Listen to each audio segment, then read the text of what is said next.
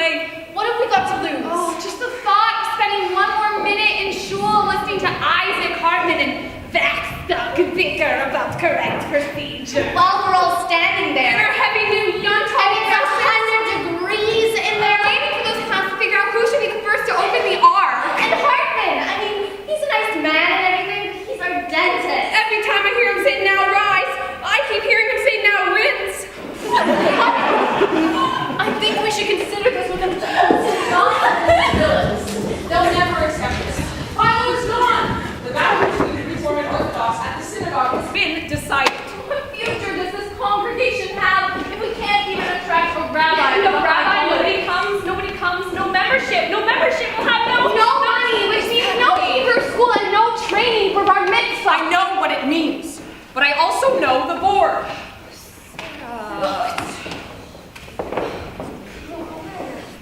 Who is and always has been the financial support of this congregation? We are. Whose labor enabled this synagogue to pay off its mortgage? Ours! And whose tireless industry generated every cent that it took to build this beautiful meeting hall with its schoolrooms and its offices? Ours! And who pays all the costs of operating it? Fuels, heating, repair, even though the men's groups use it too. We do. And who subjects us to the indignity of having to lease it every year? From them, it's only $1. It's the principle. The Hebrew ladies built this hall, and we should not have to go hat in hand to our husbands and fathers every year for the privilege of using it.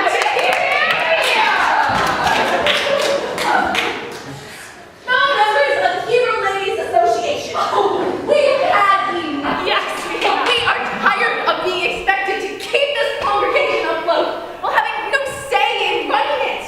The women of the world are on the march. Even in this sleepy outpost of the British Empire, the time has come for us to claim our right as suffragists. Women already have the vote in Utah, Wyoming, and New Zealand. Maybe we'll never get the vote here, but that's my point. We're not asking to vote. We're not even asking to sit downstairs. All we're asking is for a rabbi for the New Year. But this is not just any rabbi. Exactly. This is an unusually distinguished rabbi, educated at Berkeley, trained at the Hebrew Union College in Cincinnati. This rabbi, Mrs. Phillips, is said to heal doctrinal rifts within congregations. From your lips to God's ear.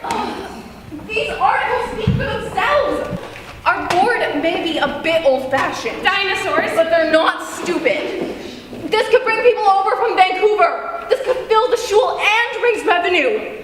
This rabbi may be a bit unconventional. A bit unconventional. But they have come trust us where fundraising is concerned. True. No, that's true. When my mother first proposed the idea for the bazaar, they said it was 2 gypsy caravans. But the results proved her right. Exactly. $841 in just 2 days. 100 for my fortune telling me. Ladies! What? I have a motion! We have a motion from this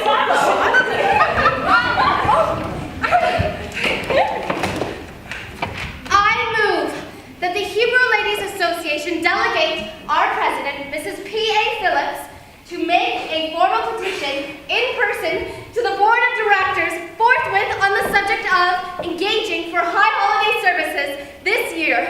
The rabbinical services of Miss Rachel Frank! Secretary Kent, second. Yes! Ms. Vada's motion has been duly noted and seconded by Ms. Liza. I'm sorry, I can't. They'll never agree, I'm telling you. This discussion. I'm not taking this idea before the board. This is crazy. I abstain. All in favor?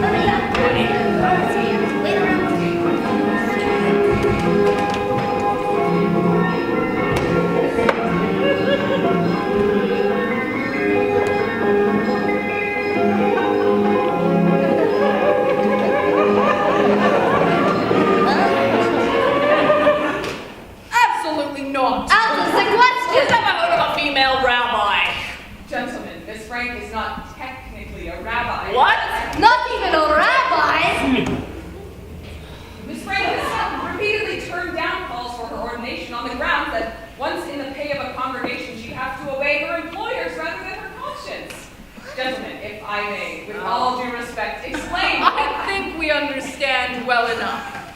The Hebrew ladies are proposing that we invite into our synagogue during the holiest week of the year an unmarried California girl who's not actually a rabbi to conduct our services for us.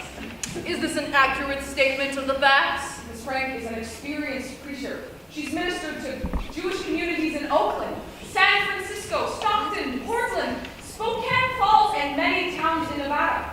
In Chicago, she was invited by the senior rabbi to fill in for him at his pulpit. It's all there in black and white. As for her qualifications to lead high holiday services, she's already done that too. Last year, to a packed congregation of the Spokane Opera House, she gave Opera House? Mrs. Phillips, Congregation Emanu-El is not an opera house. We do not offer costumed entertainment here. Women dressed as rabbis. Mr. President, the community of Spokane was assembled at the Opera House because the city at that time lacked a synagogue. But so powerful was Miss Frank's oration that she inspired the people to build one. A Christian gentleman audience, and Miss Frank draws audiences of all denominations, was so moved by the wisdom of her words that he stood up, walked down the aisle, and right then and there donated a piece of land for one. Thanks to the oratory of this woman, the Spokane Jewish community is thriving today, which is more than we can say for the Jewish community of Victoria. I do not need to remind you, gentlemen, that since the railway reached Vancouver, our numbers have plummeted. Why are there no photos of Miss Frank? Yeah, she's some kind of a landwoman. Miss Frank does not allow photographs. There are some pencil sketches, but we assure you that she's a perfectly normal and feminine woman. Have you seen her? If you'll look at the article in the Pasadena Star entitled, First Female Rabbi, Miss Frank, a Modern Day Deborah, you'll see that there is no question about her femininity. One does not think...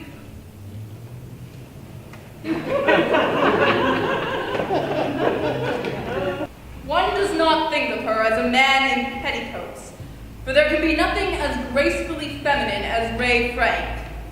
As for her genius, there is no word in English which can adequately describe it. The German word arch genius comes close, conveying some sense of the phenomenon that startles us whenever Ray Frank speaks. Women like Ray Frank are not to be classified or compared. They emerge from particular historical conditions, as did Confucius and Moses and Buddha and Christ. They grip the soul and lift it to the divine. Moses, Buddha, and Christ? You may write this stuff. It's signed G.A. Danziger. A very fine writer. German, obviously. It sounds like potpourri to me.